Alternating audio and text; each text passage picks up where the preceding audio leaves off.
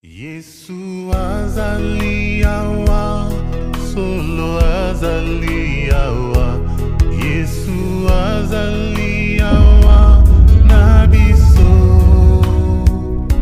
Yesu azaliawa, solo azaliawa. Maranatha, chers frères et sœurs du monde entier et du Congo-Brazzaville en particulier. Bienvenue dans l'émission Telama, qui est une émission de conscientisation et d'éducation spirituelle et civique. Moi, c'est Bethuel Matsili.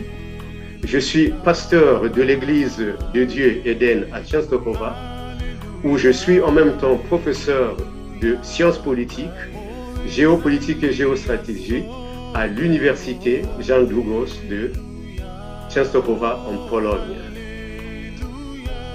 Nous allons commencer aujourd'hui notre émission par la lecture d'un verset biblique qui explique à peu près l'idée de toute l'émission. Et comme vous savez, chers frères et sœurs, le mot Telama signifie en langue kikongo debout, ou quelquefois réveille-toi. Quoique réveille-toi, il y a un autre mot qui dit vumbuka. Mais Telama, mets-toi debout. Quand on se met debout, on est dans des réalisations concrètes et on les valide aussi. Donc nous passons à la lecture de ce verset.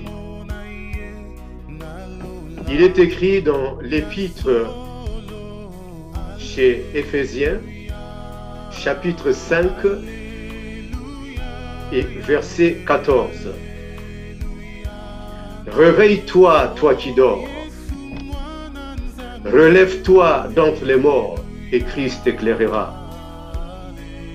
Ces paroles sont adressées aux frères et sœurs, à vous et moi, nous qui sommes croyants en Jésus-Christ. Ces paroles suggèrent qu'il arrive des moments où le chrétien ou l'homme de Dieu s'endort, qu'il n'a conscience de rien. Et alors la parole dit, réveille-toi. Ne sois pas parmi ceux qui sont inconscients. Ne sois pas parmi ceux qui sont insensibles. Réveille-toi, toi qui dors. Et relève-toi d'entre les morts pour que Christ, justement, puisse t'éclairer, pour qu'il puisse illuminer ta face. Ces paroles sont aujourd'hui très nécessaires pour nous, surtout dans un monde qui est en train de devenir de plus en plus difficile, où des difficultés de différentes sortes apparaissent. Donc c'est un mot d'encouragement en même temps, de dire nous devons nous laisser pour confronter toute épreuve qui se place devant nous. Prions, chers frères et sœurs. Éternel mon Dieu, nous te remercions pour cette parole. Et je suis confiant que tu vas nous guider et que cette parole va nous montrer quelle est notre identité. Nous qui sommes croyants en toi, et que tous mes frères et sœurs, qu'ils soient dans le monde et surtout au Congo-Brazzaville, vont recevoir cette parole comme étant de toi. Dans le nom de Jésus-Christ. Amen. Bien-aimés, nous allons chercher d'abord à savoir, en réalité, quels sont les signes de quelqu'un qui dort. Celui qui dort est souvent frappé d'une certaine inconscience. Tout le monde, nous avons expérimenté cela. Quand nous dormons, même si à côté de nous, on venait mettre des valises d'or, nous ne les verrons jamais. Et si à plus forte raison, au moment où nous nous éveillons, les valises ne sont plus là, même si on nous disait qu'il y avait des valises d'or à côté, on ne va pas accepter. Or, le Seigneur veut que nous ne soyons pas ceux-là. Il veut que nous soyons ceux qui sont éveillés, ceux qui ont conscience, de ce qui se passe autour de soi et qui peuvent être utiles, pas seulement sur le plan spirituel, mais en même temps aussi sur le plan social. Dans Apocalypse 3, chapitre 3, le Seigneur nous montre l'exemple d'une église qui se croyait vivant. Et c'est l'église de Sardes. Le Seigneur dit ceci: écrit à l'église de Sardes, voici ce que dit celui qui a les 7 esprits de Dieu et les 7 étoiles. Je connais tes œuvres. Je sais que tu passes pour être vivant, mais tu es mort. Sois vigilant et affermis le reste qui est près de mourir, car je n'ai pas trouvé tes œuvres parfaites devant mon Dieu. Alors rappelle-toi donc comment tu as reçu et entendu, et garde et répands-toi. Si tu ne veilles pas, je viendrai comme un voleur, et tu ne sauras pas à quelle heure je viendrai sur toi. Le Seigneur nous dit qu'il arrive des moments où celui qui dort a l'impression qu'il est éveillé, que celui qui est mort a l'impression qu'il est vivant. Mais le Seigneur dit non, non, non, tu te trompes et je te demande d'être vigilant, d'être très vigilant, car il y a beaucoup de choses qui se passent autour de toi, pasteur, autour de toi, évangéliste, autour de toi, prophète de Dieu, autour de toi, docteur de Dieu. Il y a beaucoup de choses qui se passent autour de toi, frère, autour de toi, sœur, des choses qui ne sont pas bonnes. Mais ta conscience est devenue insensible. Tu ne les vois pas. Et surtout en ces temps très difficiles, où l'Église est en train d'être attaquée de toutes parts, puisque la religion a été utilisée même par le colonisateur comme étant un instrument pour dominer. Il est grand temps, chers frères et sœurs, que nous puissions arriver à montrer que la responsabilité de tout ce qui se passe de négatif dans les églises de Dieu et partout dans le monde, ce n'est pas une affaire de Dieu, mais une affaire d'égoïsme, l'égoïsme humain. Ceux qui transforment le tout selon leurs propres désirs, selon leurs propres intérêts. Et quand nous observons notre vie autour de nous, même quand nous entrons dans la vie sociale, dans la vie politique, comme vous avez entendu, je suis enseignant des sciences politiques et vous pouvez vous demander comment un pasteur peut-il vivre en même temps étant enseignant de la science politique.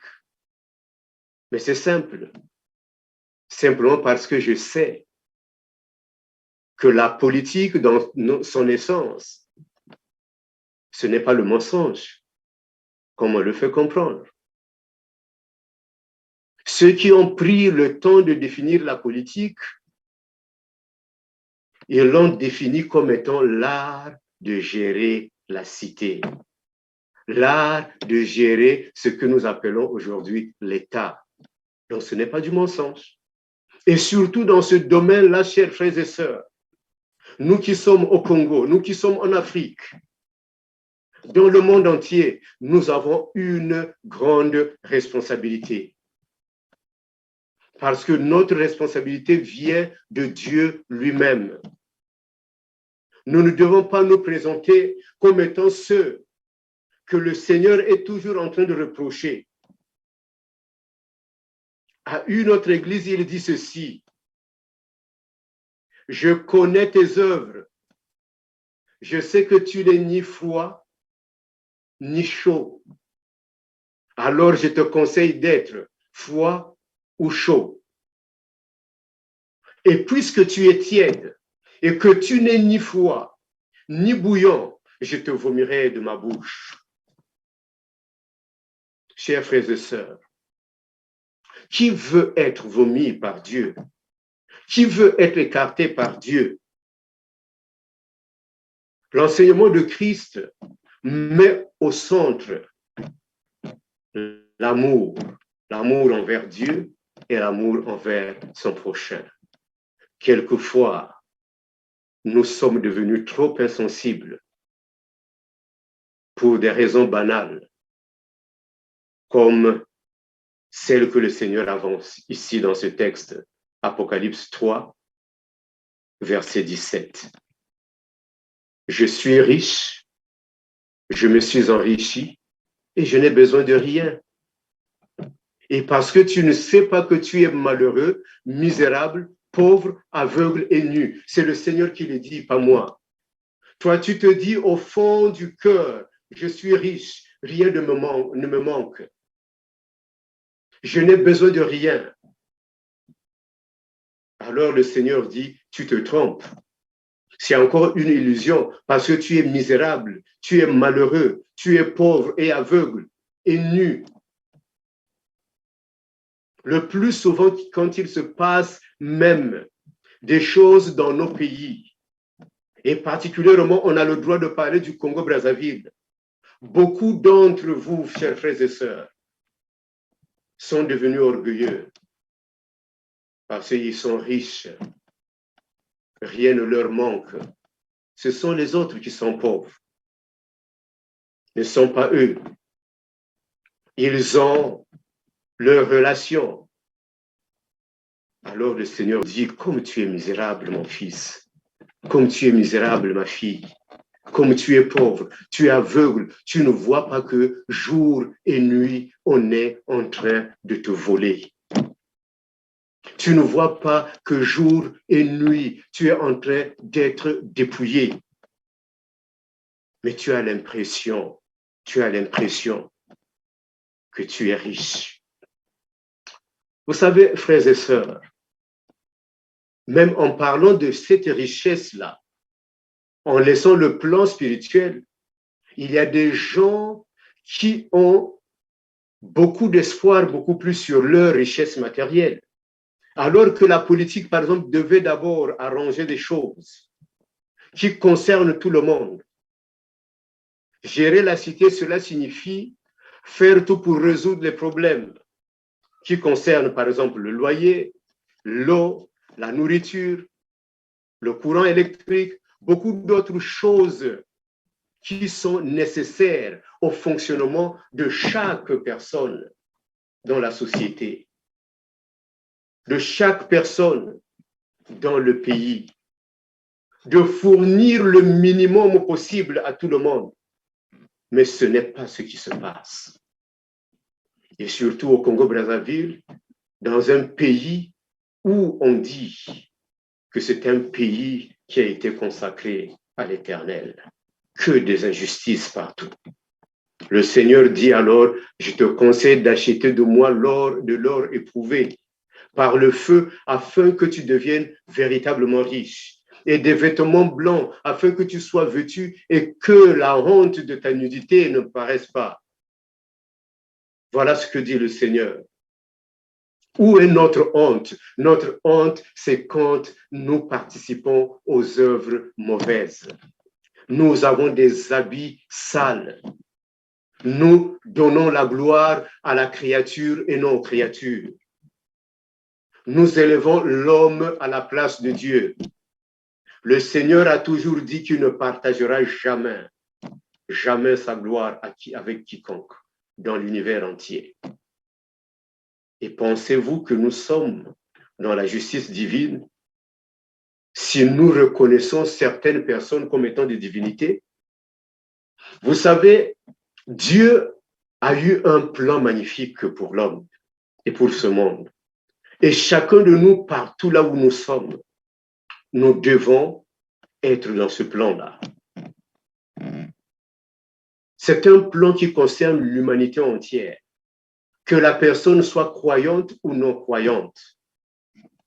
Pourquoi? Parce que quand Dieu créa le monde, il a dit ceci: on va créer l'homme à notre image et à notre ressemblance. Voilà pourquoi l'homme a un grand rôle à jouer sur la terre. Qu'est-ce que l'homme devait faire? Il devrait se multiplier sur la terre, Et il devait, après quoi, dominer sur la nature. Déjà dans l'unique idée de dominer, de diriger la nature, nous avons déjà là l'idée de la politique. Dieu a même donné un espace donné à l'homme et lui, il lui a dit ce qu'il faut faire. Dans son contexte un peu plus tard, on parlera justement de Dieu comme étant le géostratège par excellence. Parce qu'en créant l'homme, il a d'abord choisi un espace qui fait que cet homme-là soit en sécurité. Après, il a pris soin de faire que cet espace-là est riche, que le sous-sol est très riche et que cet homme avait la possibilité d'évoluer, d'aller plus loin et de réaliser la mission qu'il lui a donnée. Comme vous voyez, chers frères et sœurs, la mission devait concerner la terre, pas le ciel. Oui, nous sommes sauvés. Oui, nous attendons notre Seigneur qui vient du ciel. Oui, nous attendons notre unité avec lui. Oui, nous attendons la résurrection. Nous attendons la première résurrection, là où nous allons le rencontrer, nous allons le voir en face. Mais avant que nous le rencontrions, nous devons d'abord vivre ici sur la terre. Et que c'est sur la terre que nous devons manifester notre amour envers soi-même, envers notre prochain. L'amour que nous avons envers notre prochain est le baromètre de l'amour que nous avons envers Dieu. Car lui, en créant l'homme, il a voulu que le tout soit bien, qu'il soit en sécurité et que rien ne lui manque, ne puisse lui manquer. Voilà le souhait. Et il a mis dans un climat qui lui permet de se développer, qui lui permet de se reproduire et de devenir son représentant et que l'homme devienne comme Dieu sur la terre. J'espère que pour tous les chrétiens dans le monde entier, il n'y a pas de doute.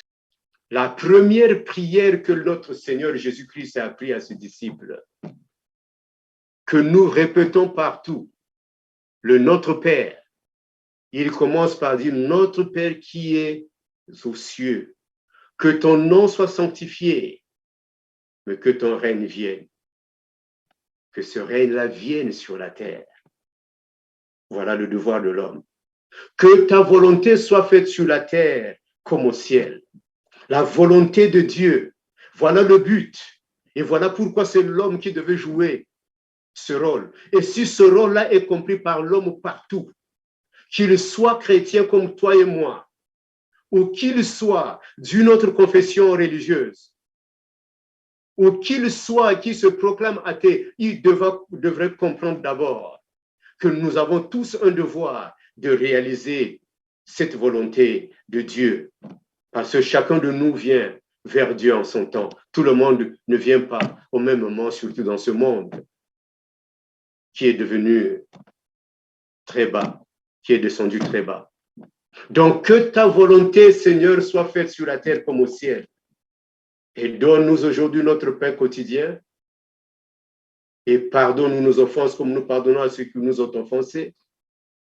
Ne nous induis pas en tentation, mais délivre-nous du mal. Pourquoi?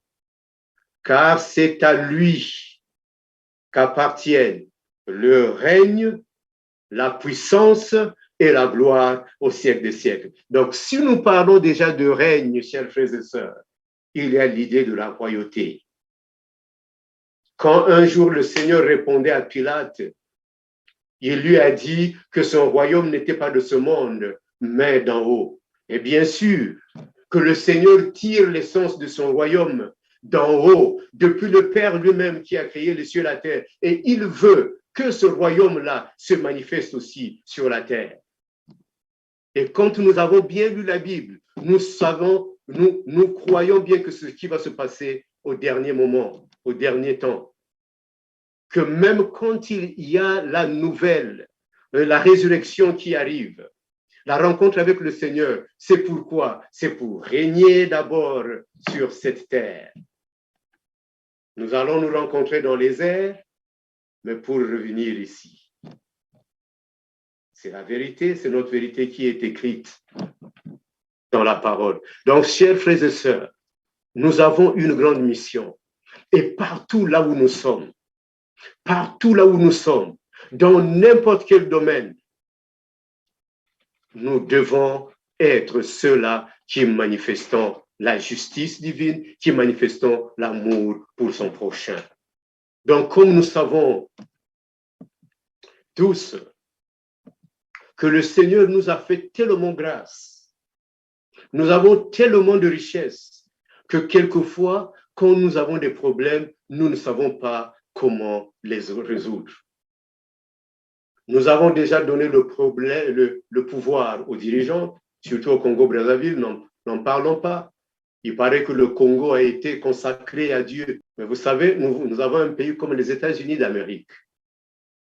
Ils n'ont peut-être pas déclaré que les États-Unis d'Amérique ont été consacrés à Dieu, mais les présidents des États-Unis d'Amérique prêtent serment sur la Bible. Et nous, au Congo, on prête serment sur la Constitution, sur un papier que nous avons nous-mêmes fabriqué de taille, selon notre volonté. Et une Constitution qui n'a jamais même été respectée en totalité. Et pour ne pas la respecter, il faut changer. Donc, c'est quelque chose d'instable. Alors que si le monde, si réellement nous étions un pays croyant, chrétien, et qu'à la tête, il se trouve des gens qui sont croyants, chrétiens, on devrait se pencher, ne fût-ce que sur ce plan-là, sur la Bible. Mais si on était un pays musulman, peut-être sur le Coran. Mais ce n'est pas ce qui se passe. Cela signifie que c'est de non seulement qu'il a été déclaré que le Congo est consacré à Dieu. Il faut toutefois se demander quel est ce Dieu. Vous voyez comment je venais de parler de la royauté. Là où il y a l'idée de la royauté, il y a l'idée du pouvoir. Là où il y a le pouvoir, il y a la politique. Donc toute politique, j'ose le dire, vient de Dieu. Et plus tard, on pourra dire toute géopolitique vient de Dieu. Vous voyez, lui, il est au ciel, le Seigneur. Mais il fait un plan pour créer la terre. Et sur cette terre-là, créer un jardin là où il met l'homme et que l'homme puisse évoluer et le représenter. De la géopolitique. Et il met dans la région, vous allez lire, là où il y a le jardin d'Éden, il y a même de l'or, hein? Il y a des richesses. Donc, il a tout fait aussi pour régler le climat. Et il a mis en sécurité. Quand on parle souvent de géostratégie, on voit l'aspect soit de la politique étrangère d'un État et aussi des idées de sécurité, comment assurer sa sécurité, mais en ayant contact avec l'extérieur. Donc, on peut bien le dire, toute géopolitique, toute géostratégie vient de Dieu. Comme nous savons dans notre Bible que tout pouvoir, comme je viens de le dire, quand on dit politique, géostratégie, c'est l'idée de pouvoir. Parce que Dieu a voulu que l'homme dirige la nature, que l'homme domine sur les animaux, que l'homme cultive la terre et organise cette terre, que l'homme fasse venir le ciel sur la terre, que l'homme fasse accomplir sa volonté sur la terre. Et alors, est-ce que c'est cela qui se passe dans nos pays? Au Congo-Brazzaville, quand on est sur le plan politique, le plan social, le plan économique, on ne peut que rencontrer surtout deux mots, mensonge et vol. Chers frères et sœurs, mais si vous vous taisez, qui va parler? Si vous ne pouvez pas parler dans les rues, mais parler dans les églises. On ne peut pas se mettre à craindre la mort simplement Parce que surtout pour nous qui sommes sauvés, nous sommes sauvés, nous avons la vie éternelle. Mais nous avons le droit de montrer que là où nous sommes, nous avons l'amour pour notre prochain. Dieu est très riche en miséricorde. Il a fait de telle sorte que nous, qui étions perdus, nous avons été récupérés. Il nous a ressuscités ensemble avec Christ. Et vous savez, c'est des choses peut-être qu'il vaut, quand je le dis là, c'est pour que nous puissions arriver à prendre conscience que quelles que soient les difficultés que nous rencontrons dans ce monde, dans ce Congo, dans cette Afrique,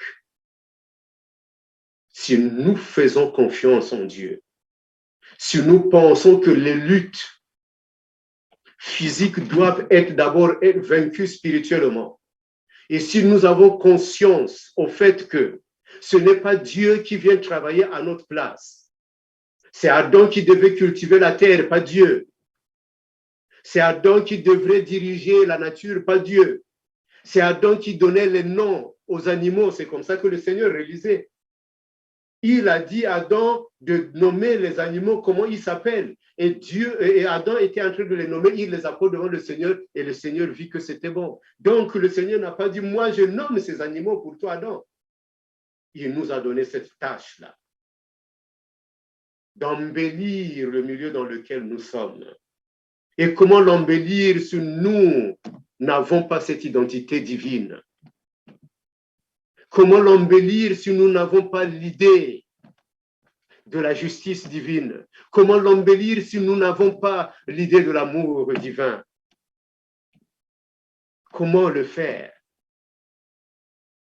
si nous ne sommes pas courageux? Si nous ne sommes pas en mesure d'arrêter ce qui se passe, ce qui est mauvais, alors que le Seigneur nous a donné une position exceptionnelle dans l'univers entier. Le Seigneur a donné une position exceptionnelle à l'homme. Je vais vous lire un fragment encore de la Bible, du Nouveau Testament, l'épître chez Éphésiens. On va lire le chapitre 3, à partir du verset 8 jusqu'à 10. À moi qui suis le moindre de tous les saints, cette grâce a été accordée d'annoncer aux païens les richesses incompréhensibles de Christ et de mettre en lumière quelle est la dispensation du mystère caché de tout temps en Dieu qui a créé toutes choses. Et suivez ce verset 10. Afin que les dominations et les autorités dans les lieux célestes connaissent aujourd'hui par l'Église la sagesse infinie et variée de Dieu. Vous vous en représentez?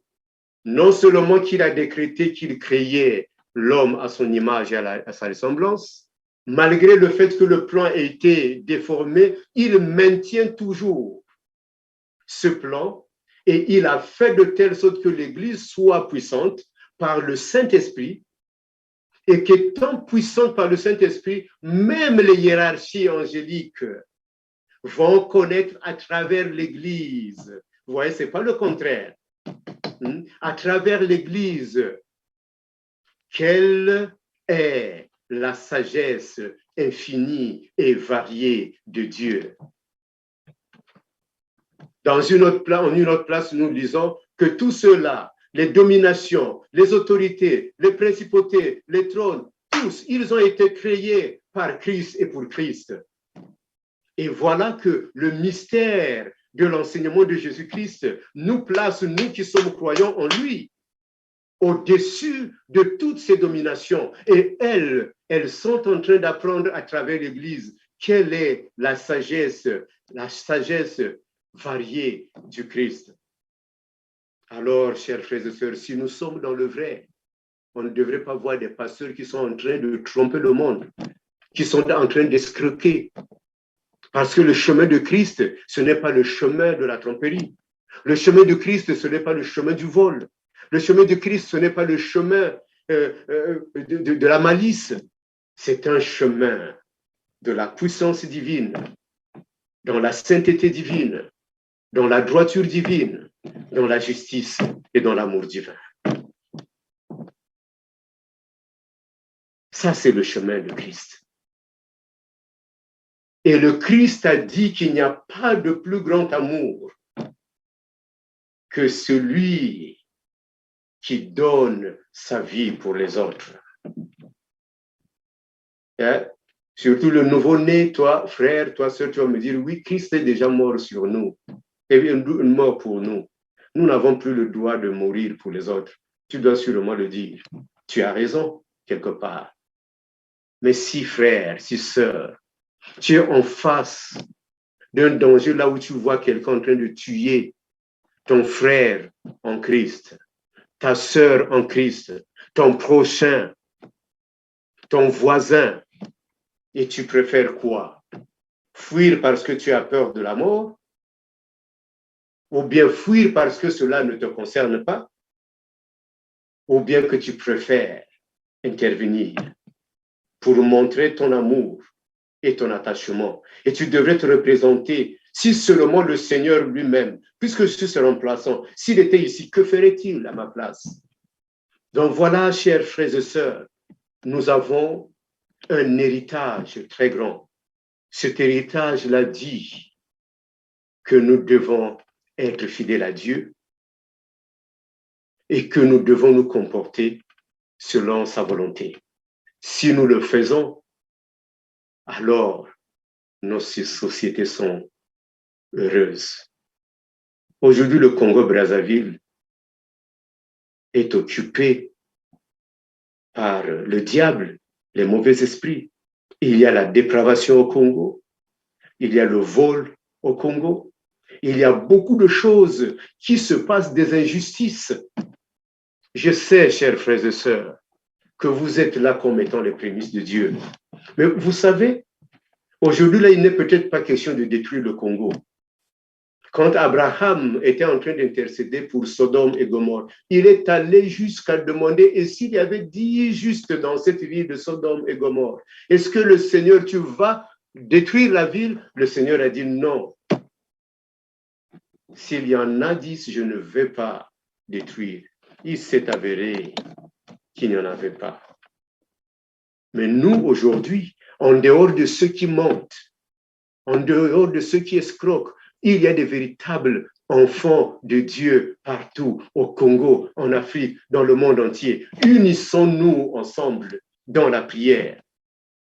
Unissons-nous pour briser les forteresses du mal, pour briser, comment on appelle, les portes de l'enfer. Le Seigneur Jésus-Christ avait dit qu'il va créer son église, cette église-là même, justement, autour de laquelle, auprès de laquelle les hiérarchies célestes sont en train de découvrir la sagesse variée de l'Éternel. Voyez ce que nous devons faire. Cette église, aujourd'hui là, il avait dit, je la bâtis, je suis en train de construire mon église. Et les portes de l'enfer ne pourront jamais. Chers frères et sœurs, pour finir, notre Seigneur nous encourage toujours d'être très courageux et vaillants. Et la parole dit, toujours dans Éphésiens que j'ai voulu bien lire aussi aujourd'hui, chapitre 6, nous allons lire du verset 10 jusqu'à 12. Au reste, chers frères et sœurs, la parole le dit et moi aussi je le dis, fortifiez-vous dans le Seigneur et par sa force toute puissante, revêtez-vous de toutes les armes de Dieu afin de pouvoir tenir ferme contre les ruses du diable. Pour l'instant, tout ce qui se passe au Congo-Brazzaville, tout ce qui se passe de mauvais en Afrique, au Congo-Brazzaville et dans le monde, il nous manque justement d'être ensemble pour briser tout cela, parce que lui, le diable, il ne peut pas résister. Mais c'est que le Seigneur veut que ce ne soit pas lui qui le fasse, mais que ce soit nous qui le fassions. Avant de quitter cette terre, le Seigneur a dit à toi, chers frères et sœurs, a dit à toi, chers collègues, chers pasteurs, chers prêtres, il a dit que ce que tu vas lier sur la terre sera lié au ciel et que ce que tu vas délier va être délié au ciel. Alors, qu'est-ce que nous lions et qu'est-ce que nous délions? Il faut commencer à prendre conscience de cela. Surtout au moment où nous sommes en train de souhaiter, alors nous le souhaitons, et devant le Seigneur, que le Congo soit libéré. Au moment où nous sommes en train de souhaiter que l'Afrique soit libérée. Au moment où nous sommes en train de souhaiter que l'Église de Dieu s'épanouisse et abandonne tout ce qui est nocif et ténébreux et se mette dans la droiture, tout ce que nous pouvons faire, c'est nous concentrer en esprit, mettre nos cœurs ensemble et prier afin de briser les puissances des ténèbres. Car le verset 12 dit, car nous n'avons pas à lutter contre la chair et le sang, mais contre les dominations, contre les autorités, contre les princes de ce monde des ténèbres, contre les esprits méchants dans les lieux célestes. Il ne faut pas dire que la Bible dit nous n'allons pas lutter physiquement. Non, il faut privilégier la lutte spirituelle, parce que tout ce qui est en train de se passer sur la terre, tout ce qui est en train de se passer sur le Congo, c'est l'œuvre du diable. Pour que le diable agisse, il faudrait qu'il y ait des instruments. Il faudrait qu'il y ait des gens qui fassent sa volonté. Alors toi, frères et sœurs, tu ne dois plus participer à cela. Tu sais, quand tu vas voter beaucoup de fois pour un même candidat, tu es en train de voler. Tu pêches.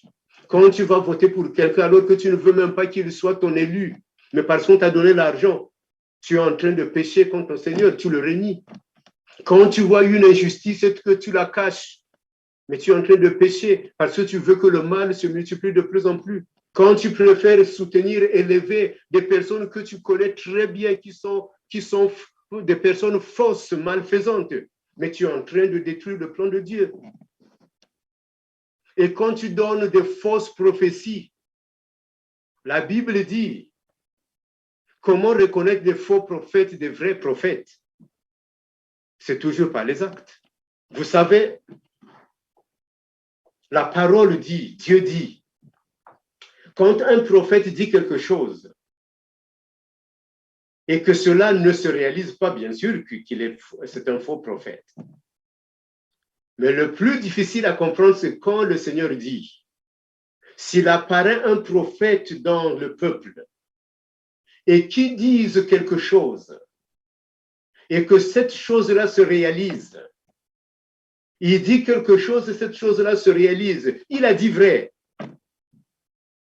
Mais que vous le voyez encore, ce prophète, aller faire n'importe quoi, aller donner, aller donner son culte